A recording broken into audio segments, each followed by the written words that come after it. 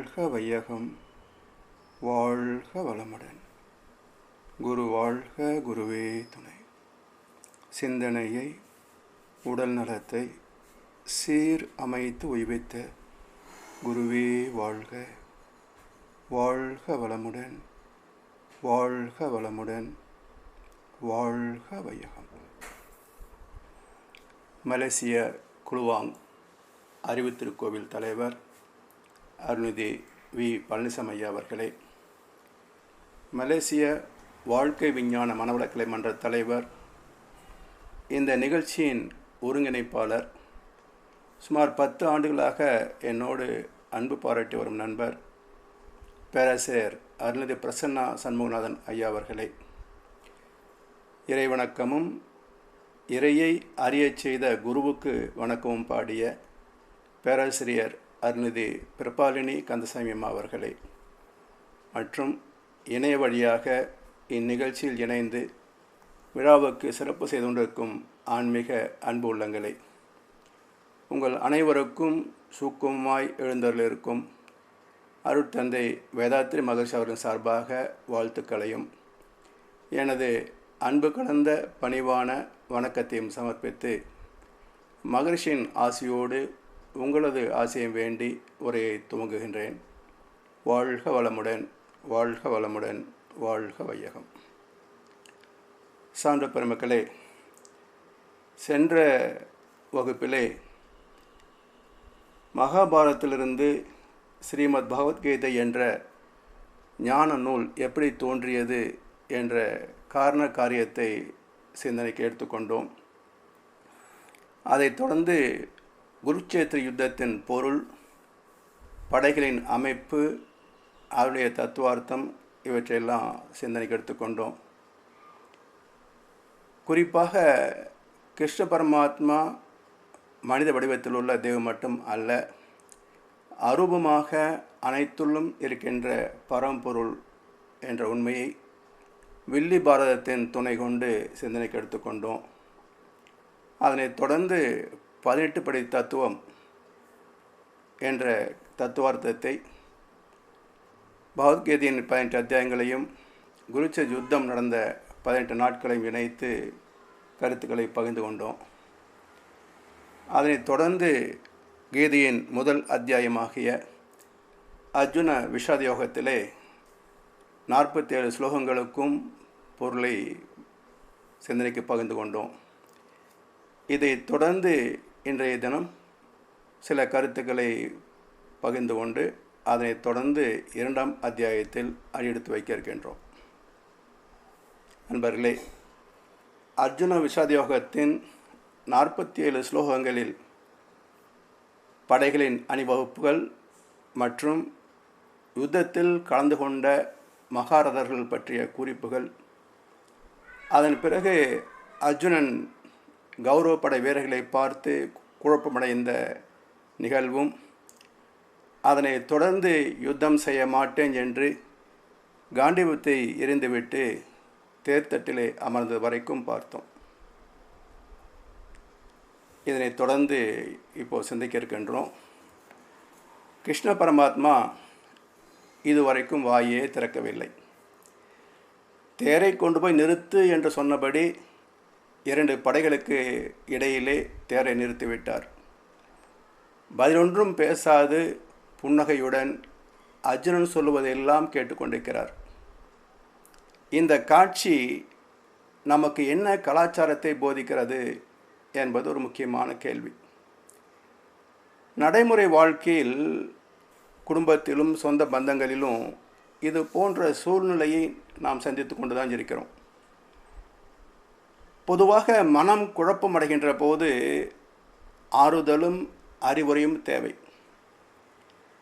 மற்றவர்களுக்கு அது தேவை என்கின்ற போது நாம் மிக சிறப்பாக புத்திமதி சொல்கின்றோம். ஆனால் அதே ஆறுதல் நமக்கு தேவைப்படுகின்ற போது இந்த முதிர்ச்சி மற்றவரிடத்திலே போய்விடுகிறது. இரண்டாவது, ஒரு சிலர் அவர்களது பிரச்சனை எப்படி தீர்ப்பதென்று அவர்களே முடிவு செய்து வைத்திருப்பார்கள். நம்மிடத்திலே அப்பிரச்சனைக்கு என்ன தீர்வு என்று கேட்டுவிட்டு அவர்கள் ஏற்கனவே செய்து வைத்திருக்கின்ற முடிவுக்கு ஒத்த மாதிரி நாம் சொல்கிறோமா என்று பார்ப்பார்கள். இந்த இரண்டு வகையிலும் நம் அறிவுரை பயனாகாது. இதை வள்ளுவ பெருந்தகையும் சொல்லுக சொல்லிற் பயனுடைய என்றார். மூன்றாவது, எந்த பிரச்சனையையும் உள்ளது உள்ளவாறு வெளிப்பட சொன்னால்தான் அதற்கு தீர்வு சொல்பவர் தெளிவான வழிமுறையை சொல்ல முடியும். ஆனால் பிரச்சனை மனதில் மூடி வைத்துக்கொண்டு ஒரு பொதுவான கருத்தை பேசுவது மேலோட்டமாக தீர்வை தேடுகின்ற மனோபாவம். இது சரணாகதி அல்ல. இந்த மூன்றாவது வகை அர்ஜுனனுடைய கதை. இப்போ அர்ஜுனன் அவனது அடி மனதில் இருக்கின்ற துயரம் என்னவென்று சொல்லவில்லை. அதனால் அது வெளிவரும் வரைக்கும் மௌனம் காப்பதுதான் சரி என்று கண்ணபிரான் அமைதியாக இருக்கின்றார். ஏன் இந்த துயரம் அர்ஜுனன் மனதில் உருவானது என்பதை சிந்திக்க வேண்டும். யுத்தம் செய்வதற்கு அவனுக்கு பயம் கிடையாது. யுத்தம் செய்வது அவனுக்கு புதிதும் அல்ல. பிறகு என்ன காரணத்துக்காக அவனுக்குள் இந்த குழப்பம் வந்தது என்ற கேள்வியை எழுப்பி சிந்தித்தால்தான் அவனுள் இருக்கின்ற ஆழ்மன பந்தங்களை புரிந்து கொள்ள முடியும். உதாரணமாக, ஒரு மகானிடத்தில் ஒரு குடும்பஸ்தர் வந்து, சாமிஜி, எனக்கு குடும்ப வாழ்க்கை வெறுத்து விட்டது, நான் சந்நியாசம் வாங்கிக் கொள்ள விரும்புகிறேன் என்றார். அந்த மகான் பார்த்தார். இப்போ கிருஷ்ண பரமாத்மா அர்ஜுனை பார்ப்பது போல, சரியப்பா, அந்த குடிசையில் தங்கிக்கொள், பிறகு பார்க்கலாம் என்று சொல்லி சென்று விட்டார். சரி என்று அவனும் அந்த குடிசையில் போய் தங்கி கொண்டான். ஒரு நாள் மகான் அந்த வழியாக போன போது குடிசையை பார்த்தார். அந்த மனிதனோடு ஒரு நாய்க்குட்டி, ஒரு சிறுவன், மனைவி இருப்பதை பார்த்துவிட்டு அவனை அழைத்து விசாரித்தார். அவன் சொன்னான், மனைவியால் மகனை பிரிந்திருக்க முடியவில்லை, மகனால் நாயை பிரிந்திருக்க முடியவில்லை, நாயால் இவனை விட்டு பிரிந்திருக்க முடியவில்லை என்றான். அந்த மகன் சிரித்து கொண்டே சொன்னார், உன் இருதயம் பாசத்துக்காகவே படைக்கப்பட்டது. சித்திரவதை என்பது நீ அதற்கு கொடுத்தே தீர வேண்டிய விலை. உனக்கும் ஆன்மீகத்துக்கும் ரொம்ப தூரம், நீ போயிட்டு வா என்று அவனை வீட்டுக்கு அனுப்பி வைத்தார். இதுபோல் ஆள் மனதில் பற்றுகளை வைத்து கொண்டு மேலோட்டமாக நான் சந்நியாசம் வாங்கிக் கொள்கிறேன் என்பது எப்படியோ அதுபோல்தான் ஆள் மனதிலே ஒரு பற்றை வைத்து கொண்டு மேலோட்டமாக யுத்தம் செய்வது பாவம் என்று பேசுகின்றான். பல தலைமுறைகளாக பெற்ற அனுபவங்கள் எல்லாமே பொருள், புகழ், செல்வாக்கு, புலன் இன்பம் என்ற நான்கை சார்ந்தவை தான். இவற்றிலிருந்து நமது மனம் விடுபடுவது அவ்வளவு எளிதல்ல என்பதைத்தான் இங்கு அர்ஜுனனின் பேச்சு காட்டுகிறது. பற்று என்ற குணம் தவிர்க்க முடியாதது. அதனால் அந்த பற்றை இறைவன் மீது திருப்பு என்கின்றனர் வள்ளுவரும் ராமகிருஷ்ண பரமஹம்சரும். பற்றுக பற்றற்றான் பற்றினை, அப்பற்றை பற்றுக பற்று விடற்கு. எந்த பரம்பொருளை பற்றி கொண்டால் நாம் பற்றிருக்கின்ற அனைத்து லௌகீக வசதிகளும் விலகிச் செல்லுமோ அந்த பரமனையே பற்றி கொள்ள வேண்டும் என்பது இதன் பொருள். இந்த பற்று ஆசையாகவும் பயமாகவும் மாறுகிறது. அதனால் வந்த பாசம், பற்று, ஆசை இவைகளை சார்ந்த உறவுகளை எதிர்ப்பதற்கு மனம் தயங்குகிறது. அந்த தயக்கம்தான் இப்போது அர்ஜுனனை வாட்டுகிறது. இயல்பாகவே அவன் சத்திரியன், அதற்கும் மேலாக மகாரதன். அவனை எளிதில் வீழ்த்துவது என்பது சாத்தியமே இல்லை. அவ்வளவு திறமையும் ஆற்றலும் இருந்தும் யுத்தம் செய்ய மாட்டேன் என்று உறுதியாக சாஸ்திரங்களை அடிக்கோலிட்டு பேசுகிறான். யுத்தத்தை தவிர்ப்பதுதான் புத்திசாலித்தனம், அதுதான் புண்ணியம், நாம் யுத்தம் செய்வது பாவம் என்றெல்லாம் தர்மத்தின் தலைவனுக்கே தர்மத்தை போதிக்கின்றான் அர்ஜுனன். யாருக்கு சொல்கிறான்? தர்மத்தின் தலைவனுக்கே தர்மத்தை போதிக்கிறான். இந்த காட்சியின் மூலம் வியாச பகவான் நமக்கு காட்டுகின்ற நீதி என்ன? மனதின் இயல்பறிந்து மனதை சீர்படுத்தினால் அல்லாது சரியானவற்றை செய்யவும் முடியாது, தவறானவற்றை விளக்கவும் முடியாது. லௌகிகத்தை சார்ந்த அனுபவங்களிலிருந்தும் சொந்த பந்தங்களிலிருந்தும் விலக விரும்பாமல் இவற்றை சார்ந்து வாழ்வதே தர்மம் என்று மனம் தன் தரப்புக்கு நியாயத்தை பேசுகிறது. நமது மனமாகிய அருகுண பதிவுகளை எதிர்க்க முடியாமல் தடுமாறுவதுதான் விஷாதம், குழப்பத்தால் வந்த துயரம். அர்ஜுனனின் விஷாதம் மட்டும் அல்ல, காட்டானை மேலேறி கடைத்தெருவே போகையிலே நாட்டார் நமை மறித்து நகை புரிய பார்ப்பரன்றோ. எப்படி ஆன்மீகத்திலே நாம் முயற்சி எடுக்கின்ற போது என்னை விட்டு போய்விடுவாயா என்று நம்முடைய ஐம்புலன் இன்பங்களும் பெற்ற அனுபவங்களும் நம்மை பார்த்து கேலி செய்கிறதோ, அதுபோல் பந்தப்பட்ட மனதுக்கும் ஆத்ம விடுதலை விரும்பும் மனதுக்கும் இடையே நடக்கின்ற போராட்டமே ஒரு குருச்சேத்திரம்தான். இந்த காட்சி 2ஆம் அத்தியாயமாகிய சாங்கிய யோகத்திலும் 4 முதல் 8 வரையிலான 5 ஸ்லோகங்களில் அர்ஜுனனின் விசனமே தொடர்கிறது. இந்த முன்னுரையோடு 2வது அத்தியாயத்திற்கு செல்கின்றோம். முதல் ஸ்லோகம். அங்கனம் இரக்கம் ததும்பி கண்களில் நீர் நிறைந்து துக்கப்பட்ட அர்ஜுனனுக்கு மதுசூதனன் இவ்வாக்கியத்தை சொன்னார் என்று சஞ்சயனுடைய பேச்சாக முதல் ஸ்லோகம் தொடங்குகிறது. அடுத்த 2 ஸ்லோகங்களை சொல்கின்றான் சஞ்சயன். கிருஷ்ண பரமாத்மா பேசுவதை தூரதிருஷ்டியாக திருதராஷ்டிரனுக்கு சஞ்சயன் பேசுகின்றான்.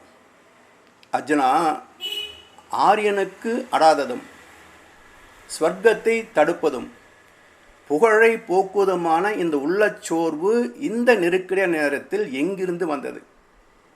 அலியின் இயல்பை அடையாதே, அது உனக்கு பொருந்தாது. இழிவான உள்ள தலைவை துறந்து விட்டு எழுந்திராய் என்று கிருஷ்ண பரமாத்மா அர்ஜுனனுக்கு அறிவுரை சொல்கின்றார்.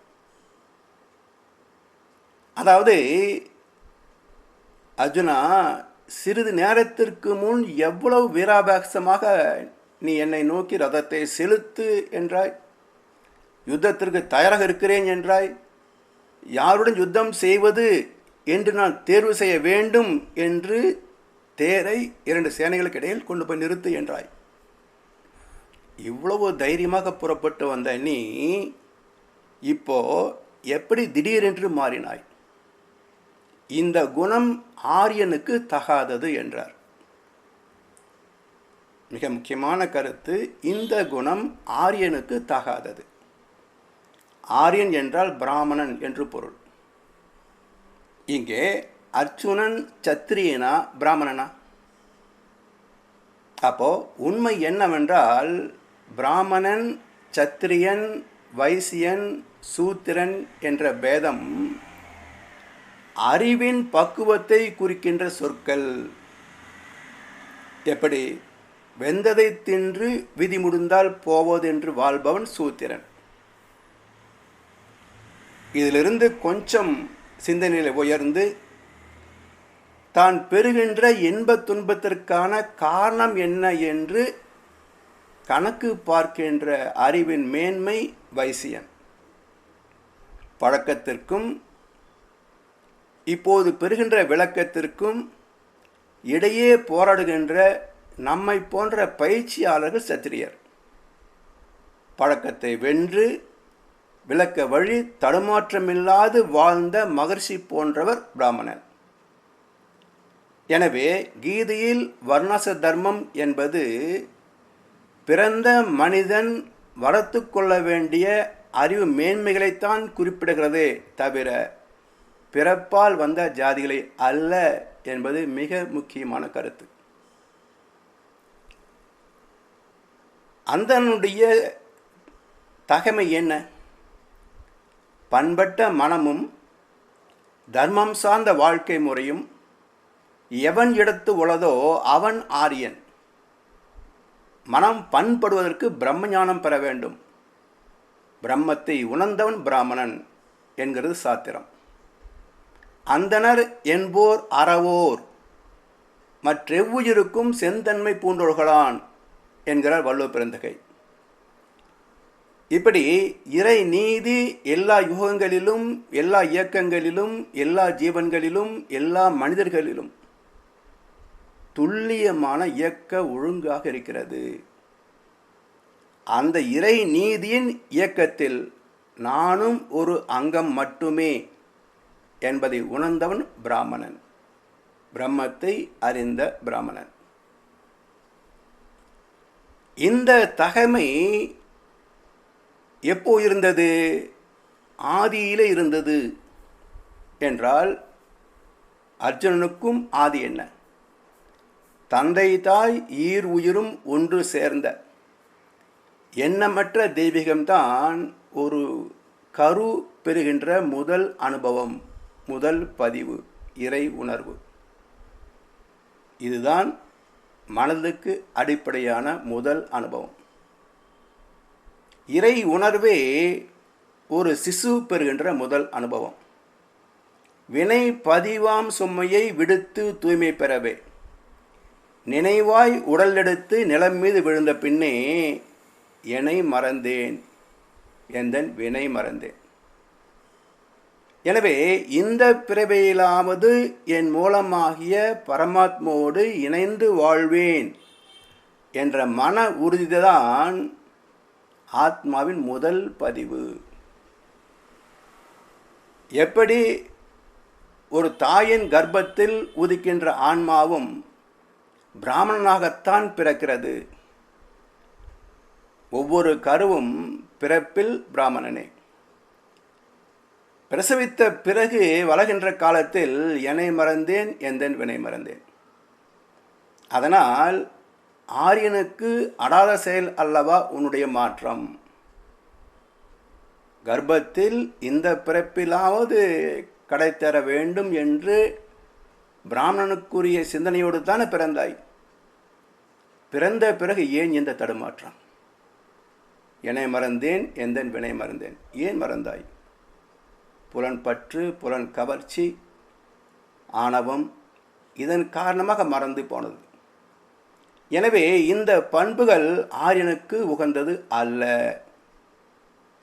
இதை கண்ணதாசன் அழகா சொன்னார். எங்கே வாழ்க்கை தொடங்கும், அது எங்கே எவ்வித முடியும், இதுதான் வாழ்க்கை, இதுதான் பயணம் என்பது யாருக்கும் தெரியாது. பாதையெல்லாம் மாறிவிடும், பயணம் முடிந்துவிடும்.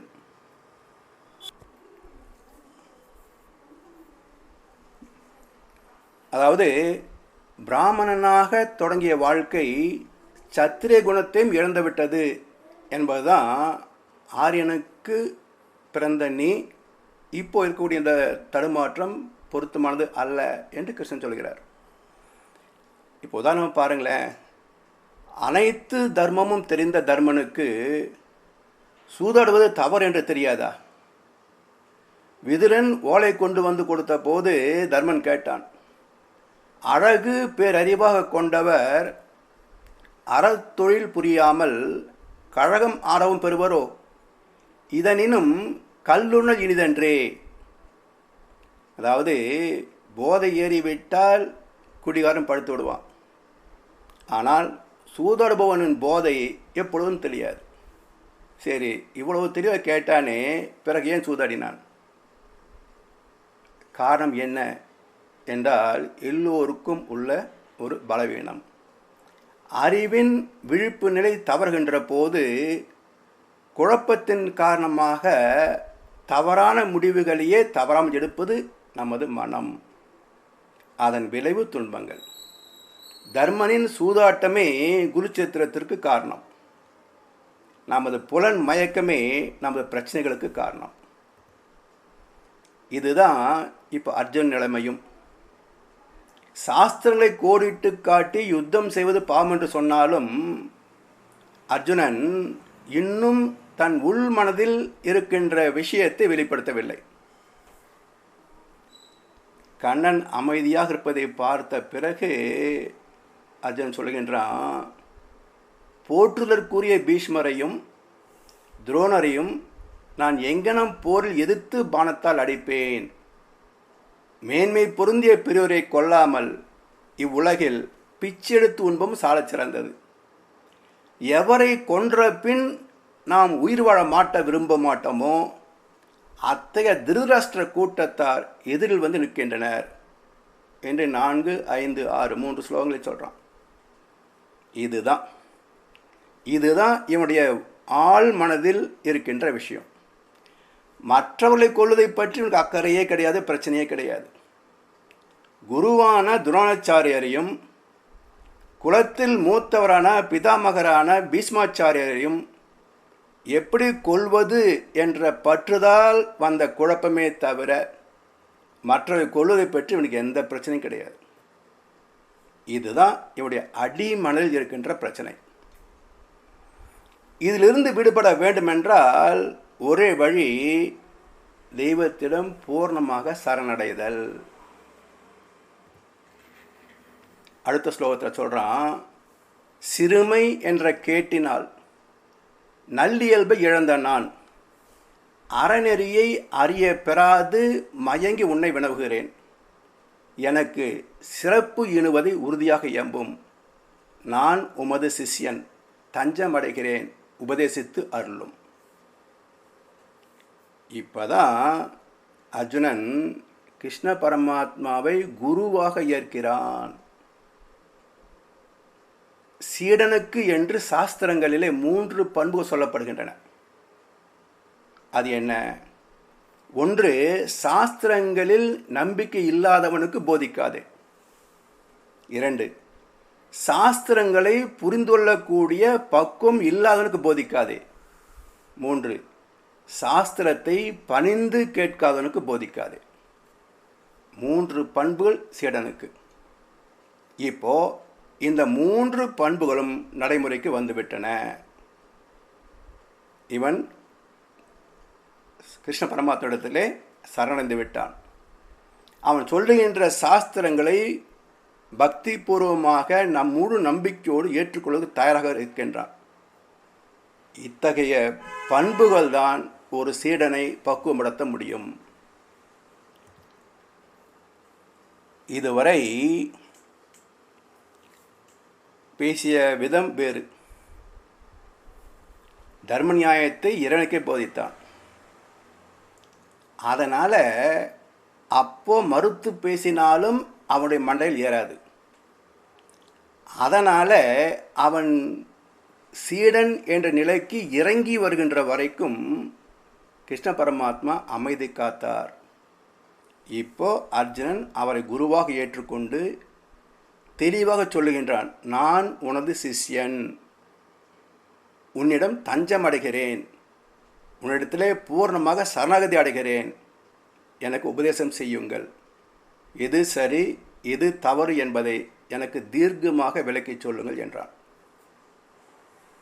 அதாவது பொது வாழ்க்கையில் துன்பம் தலைச்சுமையாக ஏற இது நீங்காதா என்று தவிக்கின்ற போது தான் ஒரு கருத்து, ஒரு பயிற்சி, தெய்வ நம்பிக்கை, கோவிலுக்கு போகாதவன் கூட தினம் கோவிலை சுற்றுகின்ற பயபக்தி வருமே தவிர, துன்பம் வராத போது நல்ல கருத்தென்றாலும் நல்ல பயிற்சி என்றாலும் குலம் காக்கும் தர்மம் என்றாலும் அக்கறை கொள்ளாத மனோபாவம்தான் எல்லோருக்கும் உண்டு. இதைத்தான் இந்த ஸ்லோகங்களிலே வியாச பகவான் மிக அற்புதமாக விளக்கியிருக்கிறார். அடுத்த ஸ்லோகத்தில் பூமியில் ஆட்சியை பெறினும் அமரர்க்கு அதிபதியாய் இருக்க பெறினும் என் புலன்களை பொசுக்குகின்ற துன்பத்தை அவை துடைக்கும் என்று தோன்றவில்லை. அதாவது பூமியிலே நிகரற்ற பெருமைமிக்க ஆட்சியை பெறினும் தேவலோகத்திற்கே தலைவனாக இருந்தாலும் என் புலன்களை பொசுக்குகின்ற துன்பத்தை அவை துடைக்கும் என்று எனக்கு தோன்றவில்லை. இந்த பிரச்சனைக்கு ஒரே தீர்வு தானே, சாந்தம். மனம் அமைதி அடைந்தால்தான் பிரச்சனை தீரும். அதுக்கு மாற்றாக எதை தந்தாலும் அவனுக்கு நிறைவு பெறாது. இந்த ஒரே பிரச்சனை தான் அர்ஜுனுடைய மனதில் ஓடிக்கொண்டிருக்குது. இந்த துன்பத்திலிருந்து தப்பினா போதும் என்று தவிக்கிறான். இந்த தவிப்பு தான் ஞானத்திற்கு திறவுகோல். சென்ற அத்தியாயத்திற்கு ஏன் அர்ஜுன விஷாத யோகம் என்று தலைப்பிட்டார்? துன்பத்தை விளக்குவதற்கும் யோகத்திற்கும் சம்பந்தம் கிடையாது. அப்படி இருந்தும் ஏன் விஷாத யோகம் என்று தலைப்பை தந்தார் என்றால், அர்ஜுனனின் தவிப்பு யுத்தத்தில் தோற்றுவிடுமோ என்பது பற்றி அல்ல, தனக்கு ஏதாவது கிடைக்காமல் போய்விடுமோ என்பதை பற்றி அல்ல. அவன் தவிப்பு ஞான தவிப்பு. ஒரு மனிதன் நிரந்தரமாக மன துன்பங்களிலிருந்து விடுதலை பெறுவது எப்படி என்கின்ற ஞான தவிப்பு தான் அந்த அத்தியாயத்திற்கு யோகம் என்ற அந்தஸ்தை தந்தது. இந்த தவிப்பு தான் ஞானத்தின் திறவுகோல் என்கிறார் சுவாமி சித்பவானந்தர். எவ்வளவு பெரிய பதவி அடைந்தாலும், எவ்வளவு யுகபோக சுகங்களை பெற்றாலும், இவை அனைத்தும் ஒரு மனிதன் துன்பத்தை நீக்குவதற்கு பயன் ஆகாது. அதனால் என்னுடைய துன்பத்தை முழுமையாக நிரந்தரமாக நீக்கக்கூடிய வழியை எனக்கு போதனை செய் என்று கேட்கின்றான் அர்ஜுனன். இந்த இடத்துல தான் அர்ஜுனுடைய துயரம், அதற்கான விளக்கம் நிறைவு பெறுகிறது. இதைத் தொடர்ந்து 9, 10 என்ற 2 ஸ்லோகங்களிலே இந்த நிகழ்ச்சிகள் எல்லாம் சஞ்சயன் திருதராஷ்டிரருக்கு சொன்னது. 11வது ஸ்லோகத்தில் இருந்து தான் தத்துவம் துவங்குகிறது. சாங்கிய யோகத்தின் பொருள் 11வது ஸ்லோகத்திலிருந்து துவங்குகிறது. இப்போ சாங்கியம் என்றால் என்ன? சாங்கியம் என்றால் அறிவு, உணர்வு, ஆத்மா, கான்சியஸ்னஸ் என்று பொருள். தோற்றத்திற்கு அப்பால் இருப்பது பூரணம், தோன்றி உள்ளதும் பூரணம், பூரணத்தினின்று பூர்ணம் வந்த பிறகு பூர்ணமே எஞ்சி நிற்கிறது என்று ஒரு அற்புதமான உபனிஷத் உண்டு. இது ஒரு குழப்பமான ஸ்டேட்மெண்ட்.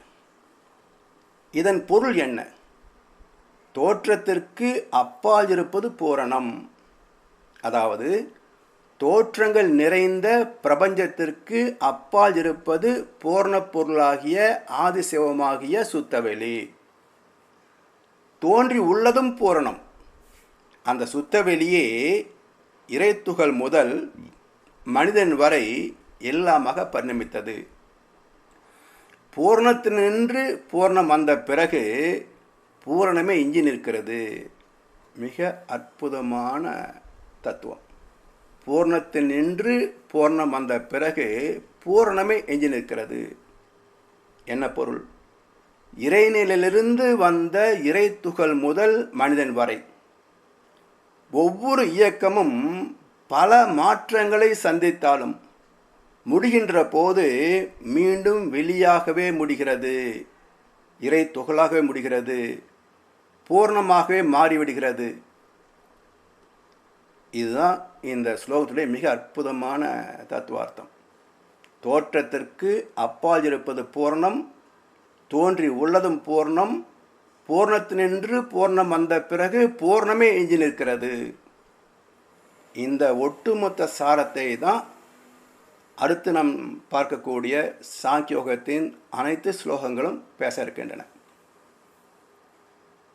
அடுத்த முதல் ஸ்லோகத்தும், அதாவது 11வது ஸ்லோகம் என்றாலும் கூட தத்துவத்தை பேசுகின்ற முதல் ஸ்லோகம். கிருஷ்ண பரமாத்மா சொல்கிறார், துயரத்திற்கு உரியவர் அல்லார் பொருட்டு துயர் உறுகிறாய். ஞானியரது நல்லுரையும் நவில்கிறாய். இறந்தார்க்கோ இருப்பார்க்கோ புலம்பார் பண்டிதர். அர்ஜுனா, நீ யார் மேலே இவ்வளவு பாசம் வைத்துள்ளாய்? பீஷ்மாச்சாரியார், துரோணாச்சாரியார், கௌரவர்கள், இன்னும் நம் சேனைகளில் உள்ளோர் எல்லோரும் உன் சொந்த பந்தங்கள் தான். இவர்கள் எல்லோருமே உன்னுடைய துன்பத்திற்கும் துயரத்திற்கும் காரணமா என்ன? முதிர்ந்த ஞானியைப் போல் பல விஷயங்களை கோடிட்டு காட்டினாய், தர்மங்களை பேசினாய். ஆனால் தர்மத்தை உணர்ந்த மகான்கள் இன்பத் துன்பங்களுக்கு ஆட்படுவதில்லை தெரியுமா? இறை நீதி தெரிந்தவர்கள், அறிவில் தெளிந்தவர்கள் இருப்பவர்க்காகவோ இறந்தவர்க்காகவோ வருத்தப்பட மாட்டார்கள் என்ற கருத்தை சொல்லிவிட்டு ஏன் பாதிப்பது இல்லை என்பதற்கான காரணத்தை அடுத்த ஸ்லோகத்தை சொல்றார்.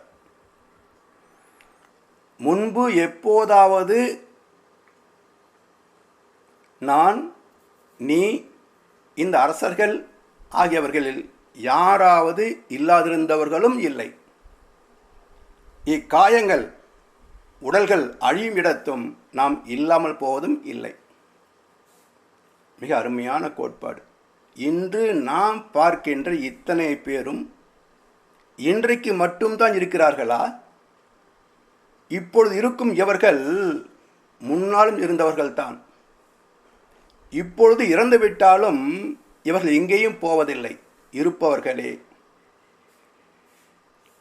மிக அருமையான கோட்பாடு. இல்லாத ஒன்று தோன்றுவதில்லை, தோன்றிய ஒன்று இல்லாமல் போவதும் இல்லை. மிக அருமையான விசிஷ்டாத்வைத கோட்பாடு. இல்லாத ஒன்று தோன்றுவதில்லை, தோன்றிய ஒன்று இல்லாமல் போவதும் இல்லை. இது எப்படி என்று பார்ப்போம். தந்தை தாய் உயிர் இணைப்பில் கருவானேன், தாயின் உயிரை கொண்டு சிசுவானேன். பிரசவித்த பிறகு தாய்ப்பால் உண்டு வளர்ந்தேன். பிறகு பல்வகை உணவு உண்டு வாழ்ந்தேன். ஒரு நாள் முடிந்தேன். உடல் சாம்பலானது, சாம்பல் காற்றோடு கலந்து போனது. இப்போ எது பிறந்தது, இருந்தது, வளர்ந்தது, வாழ்ந்தது, முடிந்தது, முதிர்ந்தது, சிதைந்தது? கண்ணதாசன் மிக அருமையாக 2 வரிகளை சொன்னார். மண்ணிலே நடந்ததை மண்ணுக்கே அளித்தான், வானத்தில் இருந்தே மனித வாழ்க்கையை முடித்தான் இறைவன் என்றொரு கவிஞர். அப்போ எல்லாமே ஒரு தரமாற்றம், டிரான்ஸ்ஃபர்மேஷன்.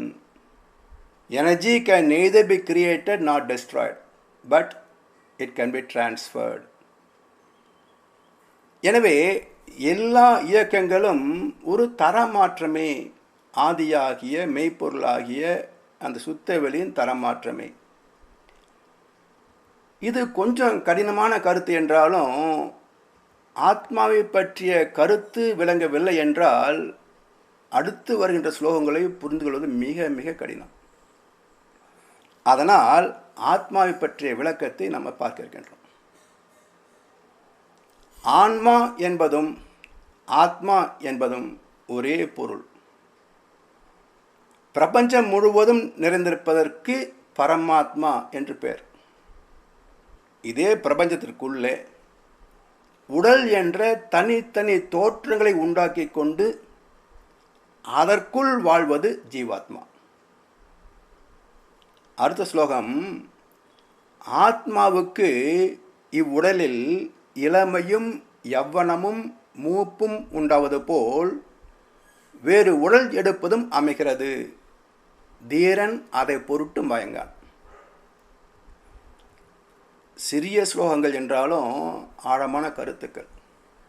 ஆத்மாவுக்கு இவ்வுடலில் இளமையும் யவ்வனமும் மூப்பும் உண்டாவது போல் வேறு உடல் எடுப்பதும் அமைகிறது, தீரன் இதன் பொருட்டு மயங்கான். இப்போ நாம் பிறந்த போது குழந்தைகளாக இருந்தோம், பிறகு இளமை பருவத்தில் வாலிபனாக இருந்தோம், இப்போ முதுமை பருவத்தில் வாழ்கின்றோம். இதுவும் ஒரு கட்டத்தில் போகப் போகிறது. இப்படி நம் உடலுக்குள் இருந்த பாலப்பருவம், இளமை பருவம், நடுத்தர வயது காணாமல் போயின. ஆனாலும் நாம் இருக்கிறோம். இந்த முதுமையும் முடிந்து உயிர் போன பிறகும் நாம் இருக்கத்தான் போகிறோம். எப்படி? ஏன்? பூர்ணத்திலிருந்து வந்த ஒன்று இறுதியில் பூர்ணமாக மாறிவிடுகிறது என்று பார்த்தோம். எனவே நான் என்பது பூர்ண பொருளின் தன்மாற்றம். ஆத்மா, அறிவு, தத்புருஷம், அறிவே தெய்வம் என்ற அந்த தெய்வத்திற்கு அழிவு கிடையாது. தெய்வத்திற்கு அழிவில்லை, அறிவுக்கு அழிவில்லை. எனவே நான் நிரந்தரமானவன், அழிவதில்லை. எந்த நிலையிலும் எனக்கு மரணமில்லை. தெய்வத்துக்கும் மரணமில்லை. தெய்வமே பின்னப்பட்டதால் தோன்றிய ஆத்மாவுக்கும் மரணமில்லை. ஆத்மாவே நான் என்பதால் எனக்கும் மரணமில்லை. இப்போ ஆத்மா எப்படிப்பட்டது என்பதை கொஞ்சம் விரிவாக எடுத்துக்கொள்வோம். ஆத்மா நித்யக. என்ன பொருள்? ஆத்மா நிலையானது. நீரிலே நனையாது, நெருப்பிலே புசுங்காது, காற்றிலே உலராது, என்றைக்கும் நீடித்து நிலைத்திருப்பது ஆத்மா நித்ய. ஆத்மா சத்யக. உடலுக்குள் இருக்கின்ற ஆத்மா என்கின்ற இறைவனின் பிரதிநிதியை நாம் புரிந்து கொள்ளவில்லை என்றால் வாழ்க்கை முழுமையாகாது. அதாவது ராமகிருஷ்ண பரமஹம்சர் சொல்லுவார், உடலாக பிறந்தவன் தனக்கு மூலமாகிய ஆத்மாவை உணரவில்லை என்றால் அவன் வீணே பிறந்தவன். அதான் ஆத்மா சத்யக என்பதை அனுபவத்தில் உணர வேண்டும். ஆத்மா அப்பிரமேயக. அதாவது ஆத்மா அறிய முடியாதது. சரி, அறிய முடியாததை எப்படி அறிவது? ஆத்மா அறிய முடியாதது சொல்லிவிட்டார், அப்போ அறிவது எப்படி? இதுதான் realise the unrealisable, attain the unattainable, reach the unreachable என்பார் ஓஷோ. அதுக்கு என்ன அர்த்தம்னா, இப்போ நம்ம நடைமுறை வாழ்க்கையில் மிகவும் பிரயத்தனப்பட்டு கஷ்டப்பட்டு ஒரு காரியத்தை செய்கிறோம். அது வெற்றிகரமாக முடிந்த பிறகு அந்த சந்தோஷத்தை நாம் பகிர்ந்து கொள்கின்ற போது, இந்த வேலை செஞ்சு முடிப்பதற்குள்ளே நான் படாத படப்பட்டுட்டேன் தெரியுமா அப்படின்னு சொல்கிறோம் இல்லையா? படாத பாடு, ஆனால் பட்டு விட்டேன். இதுதான் ரீச் தி அன்ரீச்சபிள். இதற்கு வழி தியானம். அடுத்தது குணம் என்ன ஆத்மாவுக்கு? ஆத்மா சர்வகதக என்றால் ஆம்னி பிரசன்ஸ். ஆத்மா பிரபஞ்சம் முழுவதும் இருக்கிறது. அதனால்தான் எங்கேயோ நடக்கின்ற நிகழ்ச்சியை நேரில் பார்ப்பது போல உணரவும், எப்பொழுதோ நடக்கப் போவதை இப்போதே நடப்பது போல அருள்வாக்கு சொல்லவும் முடிகிறது. புலன்களின் துணை இல்லாமல் அறிவின் மூலமே அறிந்து கொள்கிறது. அதனால் ஆத்மா சர்வகதக, ஆம்னி பிரசன்ஸ். ஆத்மா அபரிச்சின்னக. அதாவது ஆத்மாவுக்கு எல்லை கிடையாது. தெய்வம் பிரபஞ்சமாக எல்லையுடையது என்றாலும் பிரபஞ்சத்துக்கு அப்பால் எல்லை அற்றது என்பதையும் தவ சிரேஷ்டர் மட்டுமே அறிய முடியும். அதற்கு இறை நீதியே துணையாக இருந்து இந்த அத்வைத தத்துவத்தை அனுபவத்தில் உணரச் செய்யும். இதற்கு ஒரு சான்று சொல்ல வேண்டுமென்றால், ஆதிசங்கரர். அனைத்தும் உணர்ந்த ஆதிசங்கரருக்கு அத்வைதம் புரிபடவில்லை. இறைவன் ஒரு அற்புதமான வாய்ப்பின் மூலம் அதை தெளிவைத்தான். எப்படி? ஒரு புலையன் ஆதிசங்கரருக்கு பக்கத்தில் நடந்து வருகின்றான். உடனே சங்கரர் சொல்கிறார், நாற்றம் பிடித்த நீ என் பக்கத்தில் வந்து நிற்காத, தள்ளு தள்ளு என்றார்.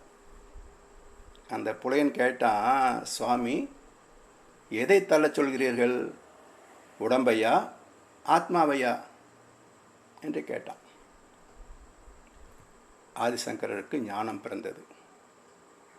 ஒவ்வொரு உடலுக்குள்ளும் ஆத்மா இருக்கிறதே, அது என்ன நிறம், என்ன ஜாதி, என்ன மதம், என்ன குலம், என்ன கோத்திரம், அனைத்தையும் கடந்தது ஆத்மா. அதுதான் ஆத்மா நிர்விகாரக. அதுக்கு எந்த பேதமும் கிடையாது. ஆத்மா ஏகக, ஆத்மா ஒன்றே தான்.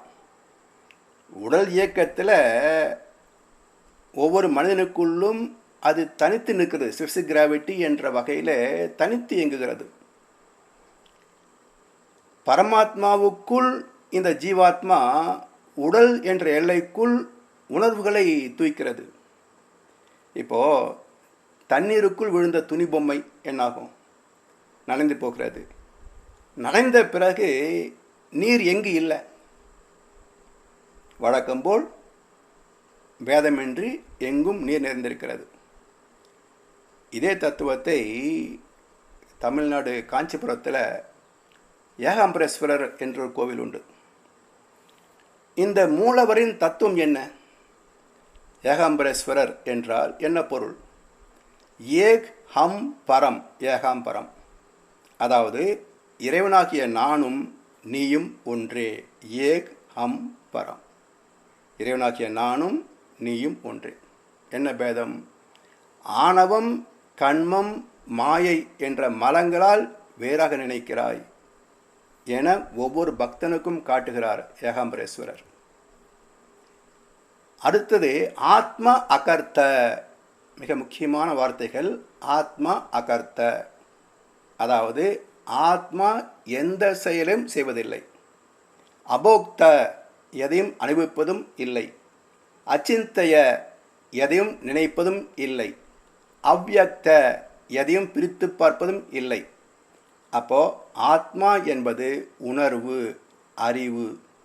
இதை அனுபவத்தில் உணர்ந்த நிலையே பிரம்மஞானம். அது உணர்கின்ற போது தும் பூர்ணக, உடலை நான் என்று நினைக்கிறாய மனிதா, நீ உடல் மட்டுமல்ல, பூர்ணக, நீ முழுமையானவன். தும் சுக்தக, நீ தூய்மையானவன். தும் முக்த, நீ முக்தன். தும் பிரம்மா, நீ பிரம்மம், தெய்வம் மனுஷரூபேன. இப்படி ஆத்மாவை பற்றி பல வார்த்தைகள் சாஸ்திரங்களிலே மிக அற்புதமாக விளக்கியிருக்கிறது. இதை எளிமையான ஒரு உதாரணம் வைத்து பார்க்கிறோம். ஒரு வண்டி மாடு. வண்டி ஜடப்பொருள், மாடு ஐந்தறி உள்ள ஜீவன். இந்த உயிரில்லாத வண்டியில் உயிர் உள்ள அறிவுள்ள மாடுகளை பூட்டி எங்கு செல்ல வேண்டும் என்று தீர்மானித்து வண்டியை ஓட்டுபவன் வண்டிக்காரன். எவ்வளவு தூரம், எவ்வளவு நேரம், எவ்வளவு பாரம், அனைத்தையும் தீர்மானிப்பவன் வண்டிக்காரன். இதே போல உடல் என்ற ஜடத்தில் உயிர் என்ற மாடு பூட்டி ஓட்டுபவன் ஆத்மா. எவ்வளவு இன்பம், எவ்வளவு துன்பம், எவ்வளவு காலம் என்பதை ஆத்மாவிலே உள்ள கர்ம வினைகளை நிச்சயிக்கின்றன. இந்த கர்ம வினைகளை பதிவு செய்வது பரமாத்மா. எனவே ஆத்மா மிக நுண்மையான காந்த அலைக்களம், கேரக்டரைஸ்டு பயோ மேக்னெட்டிக் டொமைன். அதை ரெண்டாக பிரித்து வைத்திருக்கிறோம். சஞ்சித கர்மா, பிராப்த கர்மா என்ற 2 அடுக்கு வினை தொகுப்பு ஆத்மா. தந்தை தாய் ஈர் உயிரும் ஒன்று சேர்ந்து தழைத்து ஒரு உடலாகி உலகில் வந்தோம். அந்த ஈர் உயிர் வினைகள் அறமோ மற்றோ அளித்த பதிவுகளெல்லாம் நம் சொத்தாச்சு. எப்படி ஆகிறது என்றால், மூளை செல்கள் வழியாகத்தான் ஆத்மாவிலே பதிவு ஏற்பட முடியும்.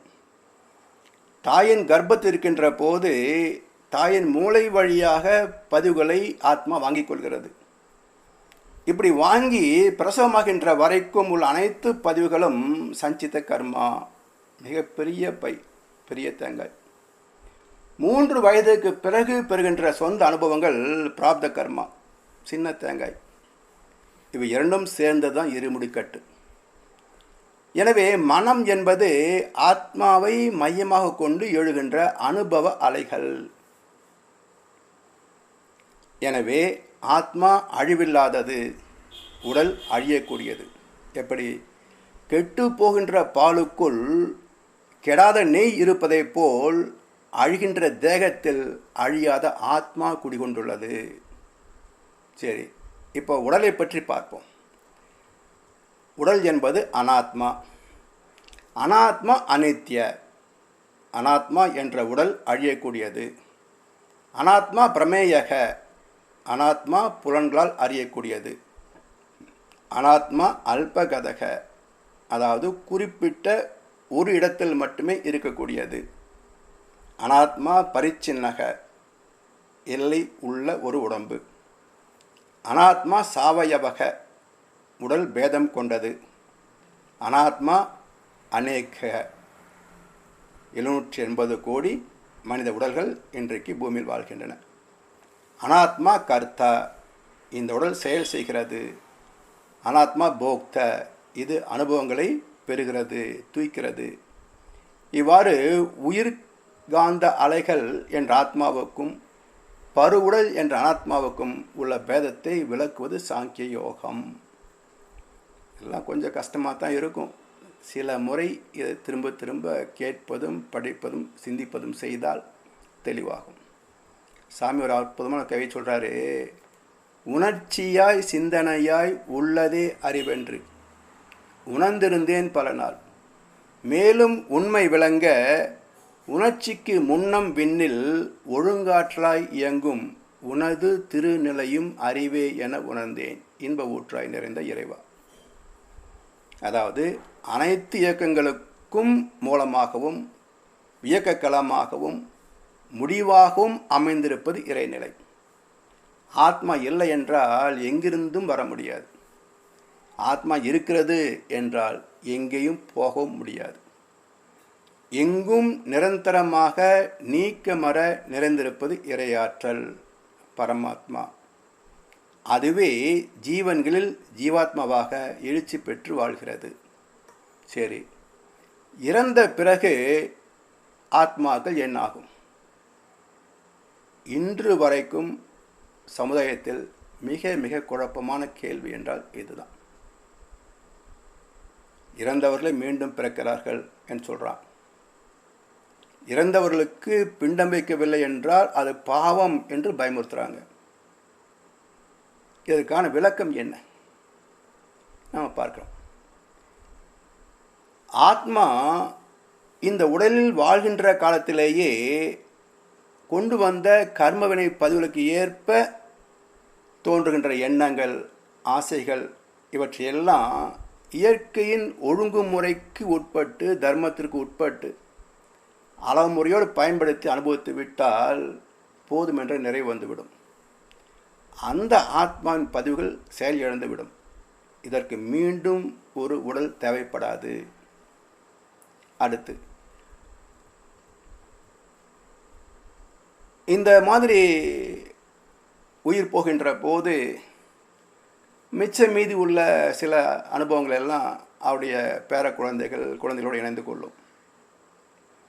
ஆனால் அகால மரணங்களில் சிக்கிக்கொண்ட ஆத்மா, அதாவது கொலை, தற்கொலை, விபத்து போன்ற அகால மரணங்களில் வெளிப்பட்ட ஆத்மா, இது இன்னும் சில காலம் வாழ வேண்டிய ஆற்றல் உடம்புக்கும் உண்டு, ஆசை மனதுக்கும் உண்டு.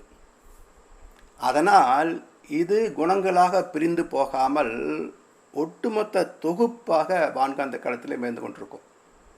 இதுதான் பேய் பிசாசு. அது வாழ்கின்ற மனிதனுடைய ஆத்மாவோடு இணைந்து நின்று சில காலங்கள் தன்னுடைய ஆசைப்பாசைகள் எல்லாம் நிறைவு செய்து கொண்டு ஒரு நாள் விடுதலை பெற்றுவிடும். எனவே மனித உடலில் ஆத்மா தனித்திருந்தாலும் பூமியின் காந்த களத்துடன் இணைந்திருப்பதால் எல்லோருடைய ஆத்மாக்களும் தொடர்பு கொண்டு தான் இருக்கின்றன. ஆனாலும் அந்தந்த உடலில் சிறப்பாகவும் இயங்கிக் கொண்டிருக்கின்றன. அதனால் பரமாத்மா என்பது எங்கும் நீக்கமற நிறைந்திருக்கின்ற அடிப்படை ஆற்றல், புலன்கடந்த அறிவு, அனைத்தையும் அறிவது. ஆனால் அறிந்தேன் என சொல்ல முடியாது. அத்தனை உண்மைக்கும் அவன் சாட்சி. மக்கள் அரங்கத்தில் வராது அவன் சாட்சி. இப்படி ஆத்மாவை பற்றிய விளக்கம் கீதை பேசியிருக்கிறது. வேதத்தில் மகரிஷியும் நமக்கு விளக்கி சொல்கிறாங்க. இரண்டு பேருடைய கருத்துக்களும் ஒன்றேதான் என்றாலும் வேதாத்திரி மகர்ஷி சொல்லக்கூடிய விளக்கம் அறிவியல் பூர்வமானது, அறிவுபூர்வமானது, மிக எளிமையானது, எல்லோரும் புரிந்து கொள்ளக்கூடியது. என்ன சில முறை படித்து சிந்தனை செய்து பார்க்கணும். இப்போ அடுத்த ஸ்லோகத்துக்கு வருகின்றோம். 14 முதல் 18 வரை உள்ள ஸ்லோகங்களுக்கு வருகின்றோம்.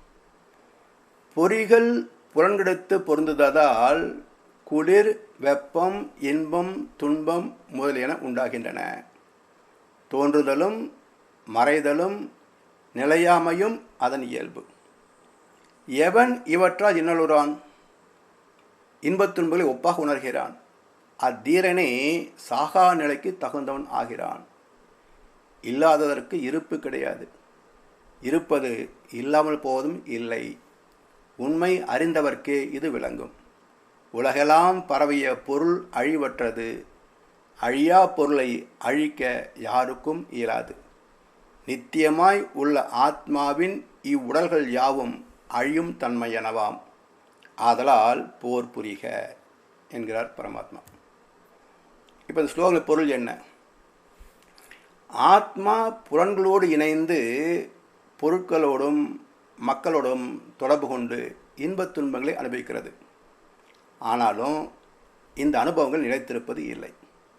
இன்றைய இன்பம் நாளை விலகும். இந்த இயற்கை நீதியை உணர்ந்தவர்கள் வெற்றியில் பெருமை கொள்வதும் தோல்வியில் துவண்டு போவதும் இல்லை. அழியாத ஆத்ம உணர்வில் அசையாது நிலைத்திருப்பார்கள். அழியாததை அழிக்க யாராலும் முடியாது. ஏற்கனவே சொன்னது போல விஞ்ஞானம் ஏற்றுக்கொண்ட உண்மை என்ன என்றால், energy can neither be created not destroyed but it can be transferred. சக்தி என்பதை எந்த விஞ்ஞானியாலும் எந்த மனிதனாலும் ஆக்கவோ அழிக்கவோ முடியாது. இடம் மாற்றலாம், இடம் மாறும், அவ்வளவுதான். அப்போ இறைநிலையே துகளாக இடம் மாறியது, துகளே விண்ணாக இடம் மாறியது, விண்ணே பஞ்சபூதங்களாக, பஞ்சபூதங்களே ஜீவன்களாக, ஜீவன்களிலே மனிதனாக, மனிதர்களிலே நானாக. இப்படி எல்லாமே ஒரு தன்மாற்றம், டிரான்ஸ்ஃபர்மேஷன் தவிர வேறொன்றும் கிடையாது. எனவே ஆத்மாவை கொலையாளி என்றும் கொலை உண்பான் என்றும் எண்ணுகின்ற இருவரும் அறியாதார்.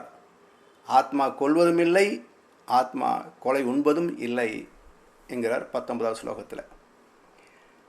எப்படி என்றால், மனித வாழ்க்கை என்பது ஆற்றிலே தண்ணீர் ஓடுவதைப் போல தான்.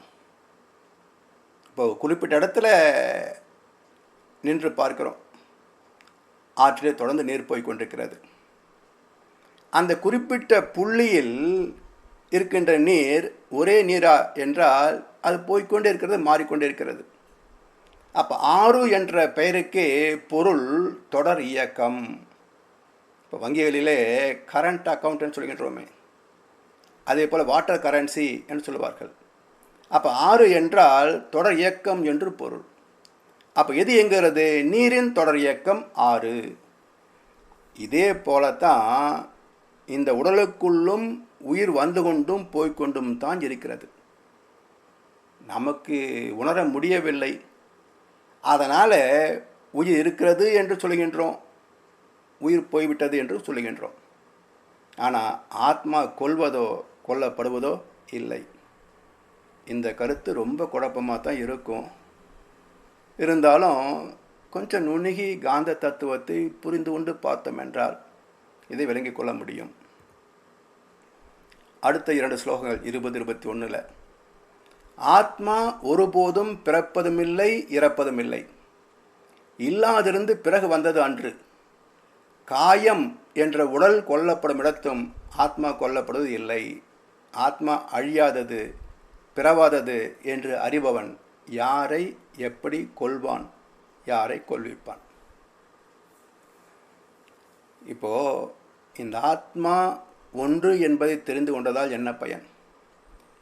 இந்த அறிவு எப்படி ஒரு பிரச்சனைக்கு தீர்வாக அமைய முடியும் என்றால், இப்போ எல்லோரையும் ஒன்றாக பார்க்கின்ற போது ஆத்ம நிலையில் உடல் பேதங்கள் இல்லை, ஜாதி பேதங்கள் இல்லை, குண பேதங்கள் இல்லை, உயர்வு தாழ்வு எதுவுமே கிடையாது.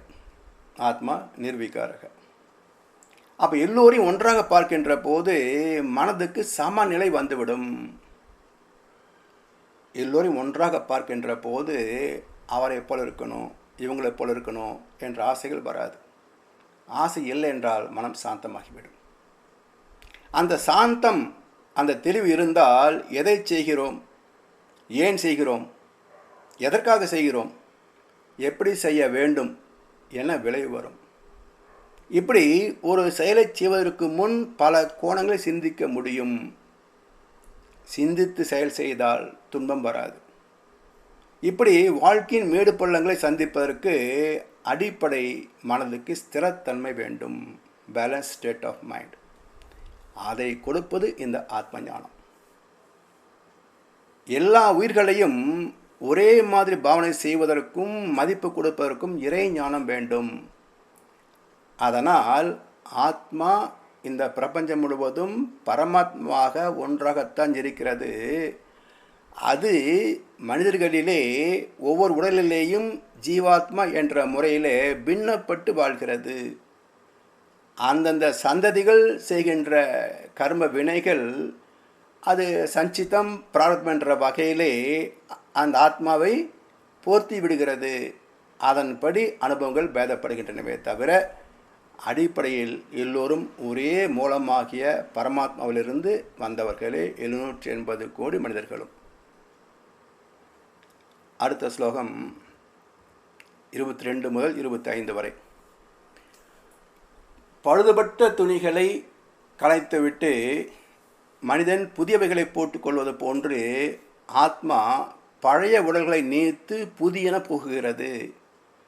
ஆயுதங்கள் ஆத்மாவை வெட்டமாட்டா, தீ அதை எரிக்காது, நீர் நனைக்காது, காற்று உலர்த்தாது. இவன் நித்தியமாய் நிறைவாய் நிலையாய் அசைவற்றவனாய் என்றும் இருப்பவனாம். ஆத்மாவை இங்கனம் அறிந்து துன்பத்தை அகற்று. நம்ம எல்லா பிரச்சனைகளுக்கு தீர்வு என்னன்னா ஆத்ம தரிசனம்தான். அதான் கடைசியில் ஹைலைட்டாக சொல்கிறாரு, ஆத்மாவை இங்கனம் அறிந்து துன்பத்தை அகற்று. அடுத்த 3 ஸ்லோகங்களிலே 26, 28 வரைக்கும், ஒருவேளை இந்த ஆத்மா என்றும் பிறந்து மடிகிறான் என்று எண்ணுவாயானால் அப்போதும் நீ வருந்துதல் பொருந்தாது. இந்த உடம்பு பிறக்கிறது சாகிறது என்றாலும் அப்போதும் வருத்தப்படுவதற்கு அதில் என்ன இருக்கிறது? வெறுமனே உடல் அளவில் தான் வாழ்க்கை என்று எடுத்துக்கொண்டாலும் கூட இந்த உடல் என்பது நிச்சயமில்லை என்று தெரிகிறது அல்லவா? இதை குறித்து வருந்துவானேன். அதாவது பிறந்தது சாகத்தான் போகுது, சத்தது பிறக்கத்தான் போகுது. குழந்தை பருவத்திலிருந்து ஒவ்வொரு பருவமாக மாறி மாறி வருகின்றோம். ஒரு நாள் சிதைந்து போகிறோம். இப்படி பிறந்து இருந்து வளர்ந்து வாழ்ந்து முடிந்து போகின்ற உடலை பற்றி நீ ஏன் வருத்தப்படுகிறாய்? ஆத்மாதான் நீ என்று புரிந்து கொண்டாலும் நீ கவலைப்பட வேண்டியதில்லை. ஏன்? ஆத்மா அழிவில்லை. உடல்தான் நீ என்று நினைத்தால் அது அழிவுக்கு உட்பட்டது. அழிகின்ற உடலை பற்றி கவலைப்பட்டு பிரயோஜனம் இல்லை. பிறகு ஏன் வருத்தப்படுகிறாய்? ஆத்மாதான் நான் என்றால் அழிவில்லாத ஆத்மாவை பற்றி கவலை இல்லை. உடல்தான் நான் என்றால் அழிகின்ற தேகத்தை தடுக்க முடியாது. வருந்தி என்ன பயன்? இப்படி 2 வகையிலையும் நீ வருத்தப்படுவது அவசியமில்லாதது, அர்த்தமில்லாதது என்ற கருத்து இந்த ஸ்லோகங்களில் வந்திருக்கிறது. அடுத்த 2 ஸ்லோகங்கள் 29, 30. ஆத்மா வியப்புக்குரியது என்று விழிக்கிறான் ஒருவன், என்ன விந்தை என்று வில்லுகிறான் வேறொருவன், மற்றொருவன் இதை கேட்டும் அறிந்திலன். உடல்கள் அனைத்திலும் உரைகின்ற ஆத்மா என்றும் வதைக்கப்படாதது. ஆகையால் உயிர்களின் பொருட்டு நீ வருந்துதல் வேண்டாம். அதாவது ஆத்மாவை பற்றிய பரமாத்மாவை பற்றிய விளக்கத்திற்கு வேதங்கள் வந்தன. வேதங்கள், ஸ்லோகங்கள், அதன் ரகசிய அர்த்தங்கள் சாதாரண மனிதனுக்கு கொஞ்சம் கூட புரியாது, எட்டாது. அவ்வளவு ஏன், ஆத்மாவை பற்றி பேசுகின்ற பல ஆன்மீக சொற்பொழிவார்களுக்கே இது சரியா புரியாது. அவ்வளவு கடினமான ஆழமான ரகசியார்த்தம் இந்த ஆத்மா. அதனால் வேதத்தின் சாரத்தை சாஸ்திரங்களாக உபனிஷத்துக்களாக அமைத்தார்கள். அவற்றிலே கதைகள் மூலம் கொஞ்சம் எளிமையாக புரிந்து கொள்ளும்படி விளக்கினார்கள். அதன் பின் ராமாயணம், மகாபாரதம், கந்த புராணம் என்ற இதிகாசங்களாக விளக்கினார்கள். ஆனால் பின்னாளில் இவற்றை கையில் எடுத்த ஆன்மீகவாதிகள் இதிகாசங்களின் உட்பொருளை விளக்க தவறிவிட்டார்கள். அதனால் கதைகளை எல்லாம் ஓரளவுக்கு தெரிந்து வைத்திருக்கிறோம். ஆனால் அந்த இதிகாசங்களுக்குள் இருக்கின்ற தத்துவார்த்தம் என்ன என்பது நமக்கு பிடிபடவில்லை. அதனால் முதல் பேச்சில் இதை புரிந்து கொள்வது கிட்டத்தட்ட இயலாதது என்று சொல்லலாம். தொடர் சிந்தனையினாலும் முயற்சியினாலும் படித்து கேட்டு சிந்தித்து வர வரத்தான் ஒரு கட்டத்தில் இது நம்முடைய மனதுக்கு அறிவுக்கு புலனாகும். அதனோடு தவம் செய்கின்ற போது அனுபவமாகும். அப்போ விளக்கமும் அனுபவமும் இணைகின்ற போது தான் ஆத்ம தெளிவு கிடைக்கும். அது வரைக்கும் இந்த தலைப்பு ஒரு குழப்பமே. ஒரே ஒரு வழி தத்துவ விளக்கத்தின் துணை கொண்டு தத்துவ ஞானத்தை சுயமாக தவத்தின் மூலம் அனுபவத்தில் பெறுவதே. இறைநிலையை உணர வேண்டுமே தவிர தேடினால் கிடைக்காது. கடவுள் இருக்கின்றான், கண்ணுக்கு தெரிகிறதா? காற்றில் தவழுகிறான், கண்ணுக்கு தெரியுதா? இப்படி எங்கும் இருக்கின்ற இறைவனை உணர தனக்குள் பயணிக்க வேண்டும். அதற்கு ஸ்வதர்மம், அறநெறி வாழ்க்கை என்ற 2 கோட்பாடுகள் உண்டு. அது என்ன ஸ்வதர்மம்? அறநெறி தெரியும். அது என்ன ஸ்வதர்மம்? ஒவ்வொரு ஜீவனின் வாழ்க்கை நிலை ஸ்வதர்மம். அதாவது இந்த பிறப்பில் நாம் கொண்டு வந்த வினைகளுக்கு தக்க வாழ்க்கை. அதில் துன்பத்தை நீக்கவும் இன்பத்தை தக்க வைத்து கொள்ளவும் அறநெறி என்ற தர்மத்தை பின்பற்றி வாழ வேண்டும். சுதர்மத்தை நோக்குமிடத்தும் நீ மனம் நடுங்கலாகாது. அறப்போரை காட்டிலும் சிறப்பு அரசனுக்கு இல்லை. இந்த யுத்தத்தை பாக்யவான்களாகிய சத்திரர்களே அடைகிறார்கள் என்கிறது ஸ்லோகம் 31, 32. அதாவது தர்மம் என்பது உடலுக்கு இனிமை, வாழ்வுக்கு மேன்மை. அதர்மம் என்பது துன்பம், முரண்பாடு, துயரம் கொடுப்பது. எனவே இன்பத்தை காத்துக்கொள்ளும் வழியான தர்மத்தை பின்பற்றுவதும் அதர்மத்தை விளக்குவதும் இதுதான் குருச்சேத்திர யுத்தம். பழக்கத்திற்கும் பெற்ற விளக்கத்திற்கும் இடையே போராடுகின்ற சத்திரிய குணமே குருச்சேத்திரம். அடுத்த ஸ்லோகத்தில் அறப்போர் ஆகிய இதனை ஆற்றாயேல், அதனால் நீ ஸ்வதர்மத்தையும் கீர்த்தியையும் இழந்து பாவத்தை அடைவாய். அதாவது நம்ம போன வகுப்பில் பார்த்தது போல குருச்சேத்திரம் என்பது ஒவ்வொரு மனிதனின் வாழ்க்கை போராட்டம். இந்த போராட்டத்தில் தொடர்ந்து நாம் பங்கு ஏற்றால்தான் வெற்றி பெற முடியும். அதை விட்டு விலகி போனாலும் வாழ்க்கை பயனற்று போகும், நிறைவு அளிக்காது. அதனால் அறப்போர் ஆகிய இதனை ஆற்றாயேல், அதனால் நீ ஸ்வதர்மத்தையும் கீர்த்தியும் இழந்து பாவத்தை அடைவாய். எனவே இந்த இரண்டையும் பின்பற்ற வேண்டும். அப்படி பின்பற்றவில்லை எனில் கீர்த்தி இல்லை, பாவம்தான் கிடைக்கும். பாவத்தின் சம்பளம் என்ன? தனக்கும் சந்ததிகளுக்கும் துன்பத்தை அளிக்கும். ஆனால் மனித பிறப்பு என்பது தோன்றி புகழோடு தோன்றுக. அது வாழ்கின்ற காலத்தில் தனக்கும் சந்ததிக்கும் நல்ல ஆரோக்கியமான துன்பமில்லாத வாழ்க்கையை புண்ணிய பதிவுகளாக கொடுத்து செல்ல வேண்டும். இப்படி இரண்டும் செய்யாமல் இருக்கின்ற ஜீவன் சும்மா இருக்க முடியுமா? பாருங்களேன். நான் புண்ணியத்தையும் பண்ணலை, பாவத்தையும் பண்ணலை, பேசாமல் இருந்துட போகிறேன் அப்படின்னா ஒரு மனிதனால் அப்படி இருக்க முடியுமா பாருங்கள். மனிதன் என்ன, எந்த ஜீவனுமே இருக்க முடியாது. ஒரு நாயை பாருங்களேன், இந்த திருக்கோடியிலிருந்து அந்த திருக்கோடிக்கு ஓடும். அங்கே போனப்போ மறுபடியும் அடுத்து இன்னொரு திருக்கோடி நோக்கி ஓடும். என்ன சாதிக்க போகிற, என்ன வேலை இருக்குது? கிராம பக்கம்னு சொல்லுவாங்க, நாய்க்கு நிற்க நேரம் இல்லை, செய்ய வேலை இல்லைம்பாங்க. இதே மாதிரி தான் கிட்டத்தட்ட மனித வாழ்க்கையும் ஒரு நாய் பிழப்பு தான். ஏன்னா அர்த்தமில்லாமல் ஓடிக்கொண்டிருக்கின்ற மக்கள். எதுக்கு ஓடுகிறோம், எங்கே ஓடுகிறோம், எதை தேடுகிறோம், கிடைத்ததா, நிறைவா, ஒரு சிந்தனையும் இல்லை. தூங்க நேரம் இல்லை, சாப்பிட நேரம் இல்லை, குழந்தைகளோட கொஞ்ச நேரம் இல்லை, மனைவியை கவனிக்க நேரம் இல்லை, குடும்பத்தை கவனிக்க நேரம் இல்லை. எதை நோக்கி ஓடுகிறார்கள்? ஒரு அர்த்தமில்லாத ஓட்டம். இதுவும் ஒரு வகை நாய் பிழப்பு தான். அதனால் மனிதனால் மட்டுமல்ல, எந்த ஜீவனாலும் சும்மா இருக்க முடியாது. எனவே அந்த சமயத்தில் நல்லதை செய்யவில்லை என்றால் கெட்டதை செய்தே தீருவான். This way or that way, ஏதோ ஒன்று செய்து தான் ஆகணும். இப்போது ஒரு நல்ல நூலை படிக்கிறோம், ஒரு நல்ல கருத்துக்களை கேட்கிறோம், நல்லா சிந்திக்கிறோம்.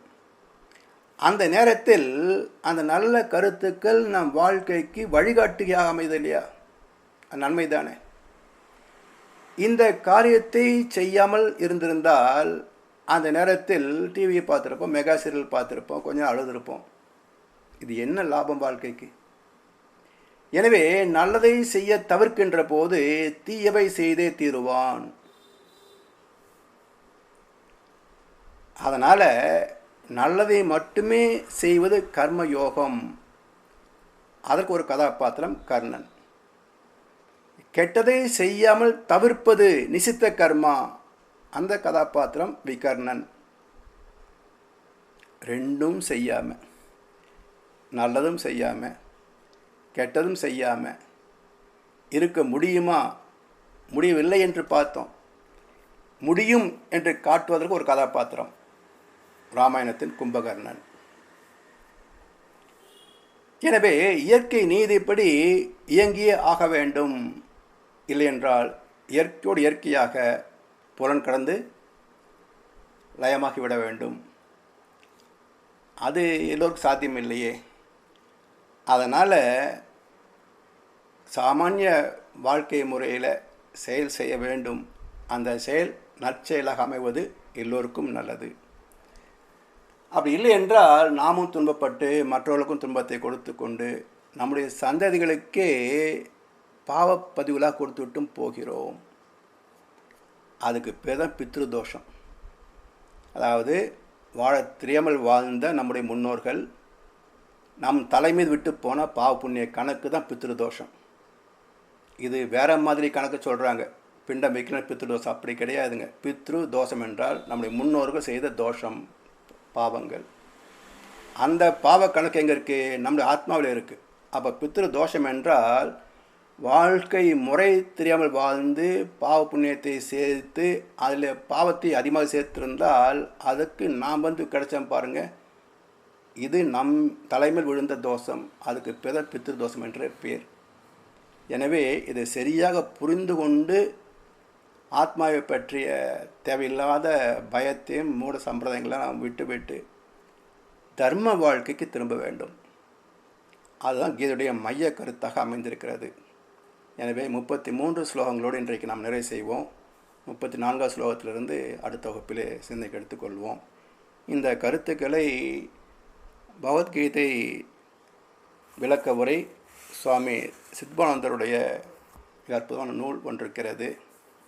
முடிந்தவர்கள் அது பிரதியை எடுத்துக்கொண்டீர்கள் என்றால் அந்த ஸ்லோகங்களை படித்து சித்பானந்தர் கொடுத்திருக்கின்ற விளக்கங்களையும் ஒரு முறை படித்து பார்த்து விட்டீர்கள் என்றால் பிறகு மகர்ஷியுடைய கருத்துக்களை இணைந்து பேசுகின்ற போது எளிதில் புரிந்து கொள்வதற்கு உதவியாக இருக்கும்.